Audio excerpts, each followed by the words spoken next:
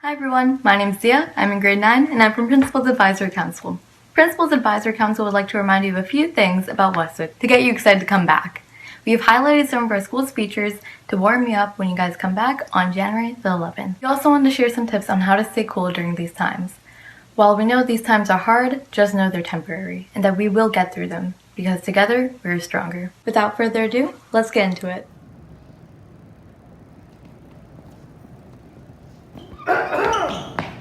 Do not enter! Can't you see the arrows here, Lokesh? Yeah, I'm still getting used to it. Health and safety first, sir! Okay. Oh, come on, man. Sorry, I'm starting to walk away. Yo, man, this just isn't the same. I wish we could go back to normal school. I agree. Yeah, like online school is better than this. Yeah. I miss how things used to be. Me too. I think regular school is a lot better than this. Stop. I miss going down the ramp. Yeah, me too, man. I miss all the trees. The what?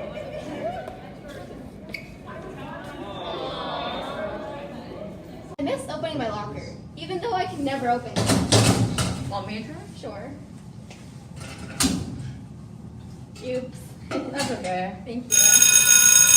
Oh, that was the bell. I think I'm gonna go now. Bye. Bye.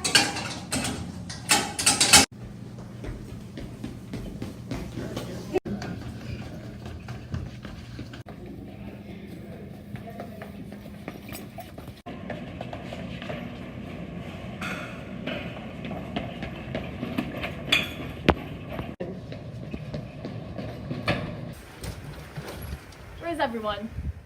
On November 30, all students in grades 7 through 12 will end in-person schooling for the balance of... What? What? No! I get up! I quit! I'm done teaching. This is the end. I can't deal with my kids! Hi, I'd like to wish you a very happy new year and to let you know that we're very, very excited to have you back in person on January the 11th.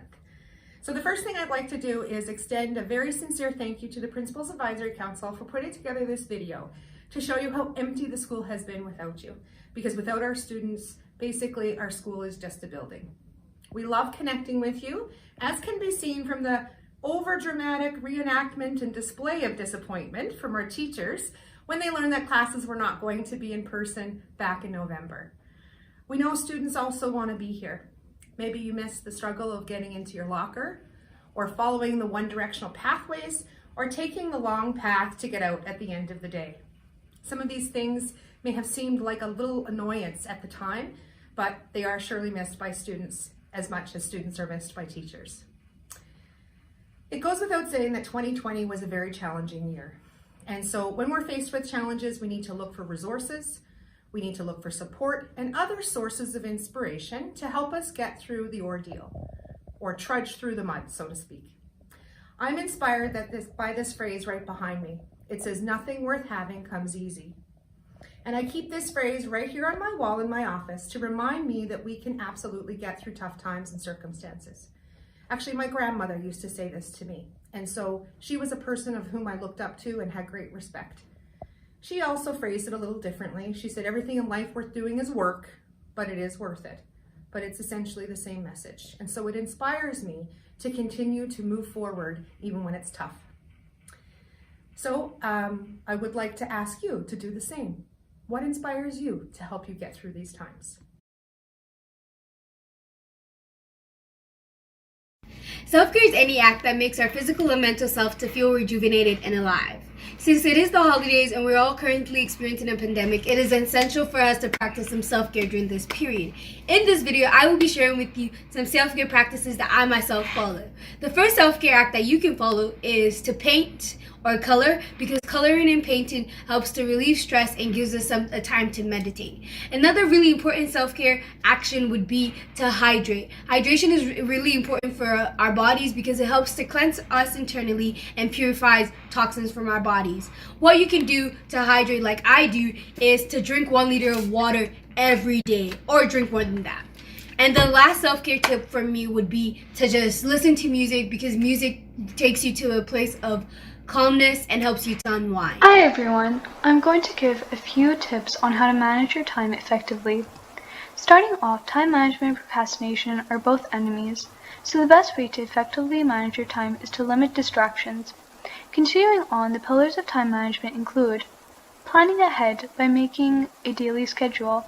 In your planning stage, you should remember to prioritize your assignments. In addition, you should study in advance and review course material so that you are not cramming in the last moments, and I also recommend to listen to your teachers during a lesson in class to improve your recall, instead of looking at those notifications on your phone. Also, you should remember that limiting distractions is very important, because if you don't, it can lead to procrastination. One more thing, don't rush, as it can lead to poor quality, and eventually you may see yourself completing the assignment from scratch again. Hi, I'm Aditya Gupta and I'll be giving 2 tips about sleep. So number 1 is try to sleep and wake up at consistent times, and number 2 is don't consume caffeine late in the day. Gosh, I'm so bored. This quarantine is making us so lazy. What should I do? You know what? I'll just call my friend Sophia and talk to her for a little bit.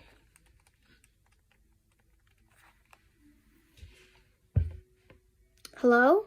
Hi, Sophia. I was just wondering if you wanted to talk for a little bit. Sure? Okay, yeah. Right, yeah, I should go now. We've been talking for over an hour. Yeah, okay. Yeah, I'll talk to you tomorrow. Bye-bye. Yeah, we should always stay in touch with our friends and always support them, especially during these tough times.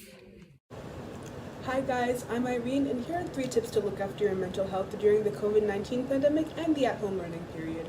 So since a lot of us are quarantined with our friends, family, or other guardians, it's important to learn when to set boundaries and also to accept boundaries when they're set to us. Avoid putting too much pressure on yourself because this is a really challenging time. Just going about your daily tasks can be a huge achievement. And lastly, create a routine for yourself. It doesn't have to be super complicated or detailed, but creating a routine can definitely help you feel more grounded. That's all I have for you guys today. Thanks for watching. This year, studying for finals and tests is going to be a bit different than other years, so let's help each other out with some tips.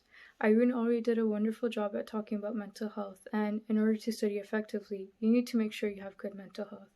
Now, one of the most common techniques for studying is to have a proper setup and a quiet place, but when you're stuck with your family, it can be difficult to study in peace. A tip for that is to try studying with music to block out any distracting noises, specifically classical music. To list a couple more tips, set up a studying schedule, take wellness breaks, stay organized, and ask your teachers for help.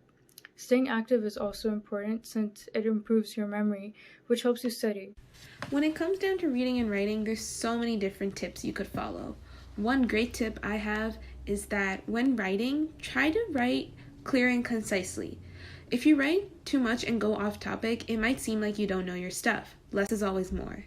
Another tip I have is that when you're reading, during reading comprehension, or even for class, it is important to look at the deeper meaning behind what the author is saying. So pay attention to word structure or sentence structure. That always helps. Lastly, when reading, try to read the text in an environment that's suitable for you. Maybe a quiet environment that will help you focus and able to understand what the author is saying. Hey Westwood, amid a pandemic, our screen becomes our best friend. Now, obviously this is bad, so here's a list of alternative things you could do. Cook, learn an instrument, do card tricks, paint your nails, dance, read through a manual, do everything with your bad hand, wear everything in your closet, memorize the periodic table, make a fortune teller and tell fortunes, spice up your hair, and look for something you lost 4 years ago. So, moral of the story, get off that screen and do something else. Thank you guys so much for watching this video. This has been a message from Principal's Advisory Council. Bye guys. Bye guys.